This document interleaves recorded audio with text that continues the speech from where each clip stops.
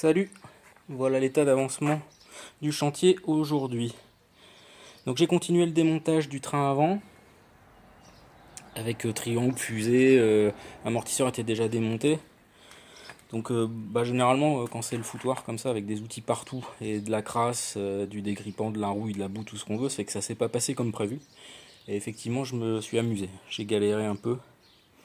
Bon, l'état des gants, voilà. Donc j'ai réussi quand même à démonter le triangle. Amortisseur donc était déjà enlevé, donc comme souvent il faut fabriquer ses propres outils.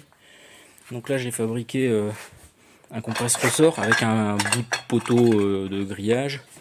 Ça passe dans le ressort à travers le triangle à la place de l'amortisseur, et puis en haut ça passe au-dessus de ici, là ça arrive là, au-dessus de la traverse avant. Donc ça permet de compresser le ressort pendant qu'on démonte le triangle. Il faut absolument démonter le triangle pour sortir le ressort. Donc avec de la tige filetée, un bout de poteau de grillage, des écrous, et puis voilà quoi. Et puis sur les conseils de Pascal du Team R8, merci Pascal, j'ai fabriqué ça. Alors c'est l'équivalent de l'outil que Renault utilisait à l'époque. C'est pas un arrache-rotule du coup, mais je sais pas, on peut appeler ça peut-être un écarte-rotule. Ça se place ici en fait, dans la fusée, entre les deux têtes de rotule. Donc celle du bas, j'ai pas réussi à la sortir, mais celle du haut est partie. Donc on maintient les écrous centraux, et puis on dessert les écrous aux extrémités. Et ça fait appui sur l'écrou de rotule qui est là. Et du coup ça les décoince. Bon, j'ai eu celle du haut, pas celle du bas. Ce qui est drôle, c'est que j'avais mis l'outil en place bien serré, ça bougeait pas. Je me suis dit mais c'est pas vrai, ça va pas sortir. Et puis le temps d'aller chercher le téléphone dans la maison, j'ai entendu un grand clac dans le garage. Et quand je suis revenu, en fait, l'outil était tombé et la rotule du haut s'était décoincée. Donc voilà. Donc ça, bon, c'est habituel hein, de fabriquer ces outils. Je l'avais déjà fait par le passé en remettant en route le Solex d'un collègue. Lolo, si tu m'écoutes, hein, je sais que tu suis les feuilletons. J'avais fabriqué donc un bloc piston et puis un arrache volant sur mesure du coup. Ça évite d'acheter les outils pour des usages ponctuels quoi. Bon, et puis là du coup j'ai une bonne vue maintenant sur le longeron.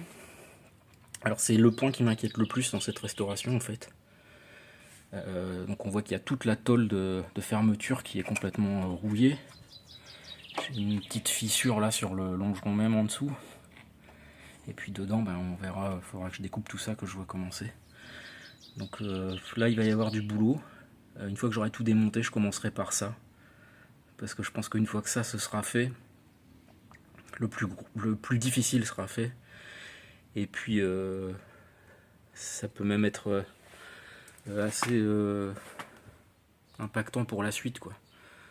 Je pense pas qu'il y ait besoin de changer le longeron parce que tout l'avant est encore propre. Là-bas on voit, il n'y a vraiment que cet endroit là. Et ici a priori c'est propre aussi, tout le reste du longeron. C'est le coin qui était le plus exposé en fait à l'humidité quand la voiture a été stockée. Donc tout l'avant gauche, c'est là où c'est plus compliqué de tout desserrer, de tout démonter. Voilà. Et puis sur ce, je vais maintenant m'attaquer au triangle supérieur. Aller sortir de là et puis les turines de frein. Allez, c'est parti. À bientôt.